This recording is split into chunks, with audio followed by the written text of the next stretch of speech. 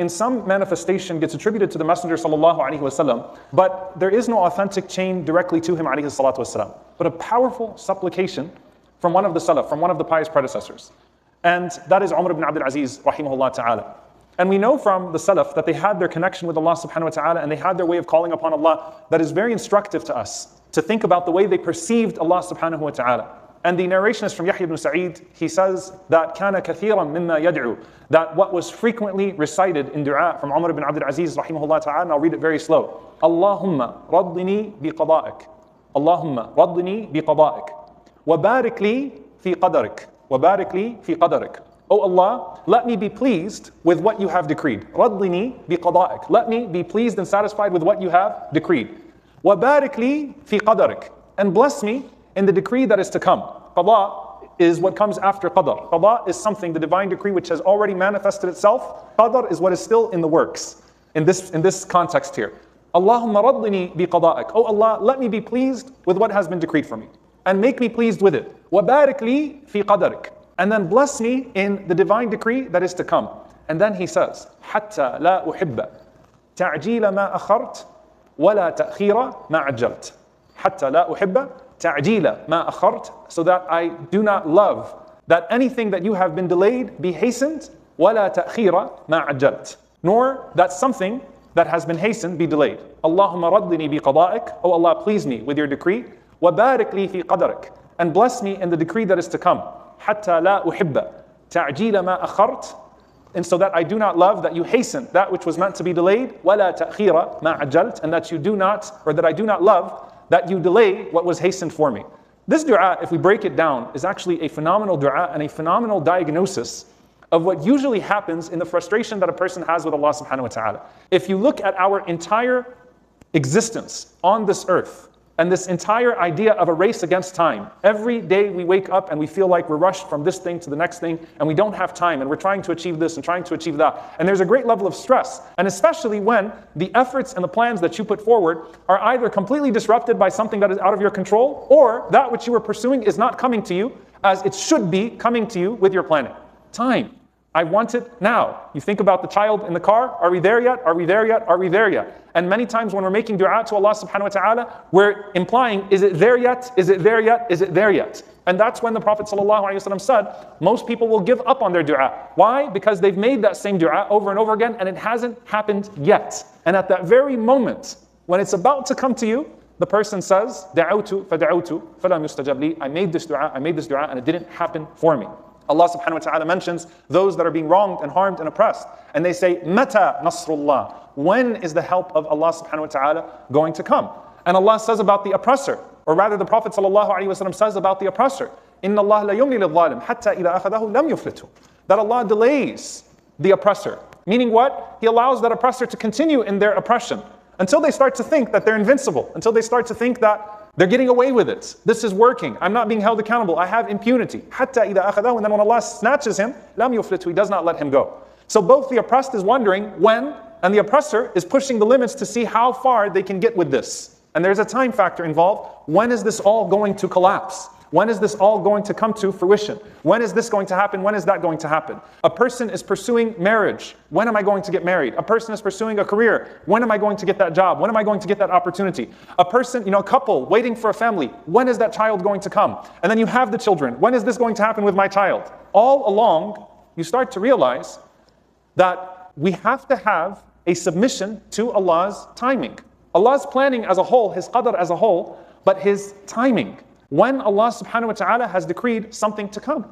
And there's something very profound about this, because as Ibn al-Jawzi rahimahullah said, if Yusuf alayhi salam focused on only getting out of prison, then he wouldn't have benefited from what was actually happening within the prison. And so when you're in a trial or a hardship, a person becomes so eager for that hardship to end. Ya Allah, when is this going to be lifted? That if they don't pay attention, they're missing out on the unique opportunities of that hardship to come close to Allah subhanahu wa ta'ala. As he said, one of the Salaf, one of the pious predecessors asked Allah subhanahu wa ta'ala in a dream, Ya Allah, how come this dua has not been fulfilled yet? And the answer was, Ya Abdi, O my servant, I love to hear your voice. أحب أن أسمع صوتك. I love to hear your voice in dua. And what you were getting out of those moments of dua as the delay was happening was better than what you were seeking in the immediate moment. The delay became good for you because what you attained in terms of faith and character in that delay was far greater than what Allah subhanahu wa ta'ala could have hastened for you in the moment. When you're in the midst of the trial, Allah subhanahu wa ta'ala pushes you towards certain things or offers you the potential to push yourself towards certain things. The entire time you're saying when? And it's important to take a step back and say, you know what? While I'm asking Allah subhanahu wa ta'ala for this trial to come to an end, let me pay attention to the unique opportunities that exist within this trial. As the scholars mention, when you're pursuing a blessing, sometimes, subhanAllah, in the process of pursuing a particular blessing, we neglect the blessings that already exist around us. And I'm not just talking about the idea of health and the idea of, the concept of gratitude and shukr for what you have. But while you're in the pursuit of this particular thing, if you develop tunnel vision, when is this going to happen? When am I going to get this? When am I going to get that? The other ni'am in your life all have a timeline. The other blessings all have a timeline. And they're moving towards a sense of expiration. So your parents are getting older while you're pursuing this. Your kids are getting older while you're pursuing this with your career. This is happening while this is happening. And if I'm so focused on this blessing that I'm in pursuit of, then those blessings are also moving on a timeline. And I'm missing out on something here. And to take a step back and say, instead of when, wait a minute, what's all this that's already around me? And how do I have a refreshed lens on a daily basis for those things? And that's one of the blessings of shukr. Shukr refreshes the lens every day on the ni'am that you have in your life, on the blessings that you have on your life, to make you say alhamdulillah all over again. Alhamdulillah, alhamdulillah, alhamdulillah. You don't just say alhamdulillah you have a salary, you say alhamdulillah every time you have food on the table. It refreshes the lens so that you realize what I'm pursuing, if it's a halal pursuit, should not become such a focus and an obsession for me that I worry about the time that it's going to unlock itself, that I lose out on the limited time of the other blessings that are around me, whether that's the people or the things that are around me. So to move on from when, and to recognize, subhanAllah, that the delay that Allah subhanahu wa ta'ala gives to us at times is the greatest design for our lives. Of course, Allah Azza wa Jalla says, وَخُلِقَ الْإِنسَانِ Human beings have been created as what? عَجُولًا. Hasty. We always want things now. It's not just our children that are always pushing and saying, when? Are we there yet? Is it over yet? Am I going to get this yet? When? It's us as well, in our own ways with Allah subhanahu wa ta'ala. Ya Allah, when? When is this going to happen? When is that going to happen? And that doesn't mean that you don't become an ambitious person. That doesn't mean that you don't continue to pursue what Allah subhanahu wa ta'ala has made halal. But that means that you submit yourself to the timing that Allah subhanahu wa ta'ala has put you on. Submit yourself to His schedule. And stop seeing the delay as deprivation. It's not deprivation. Stop seeing the delay as denial. It's not Allah subhanahu wa ta'ala telling you no. Many times it's Allah telling you not yet, and it's for your own good. And by the time you come around to realize that if you were not observing the lessons of that delay, then the delay would have gone to waste. I'm sure Zakaria alayhi salam at some point asked, well, when? Right? But no, there was a submission.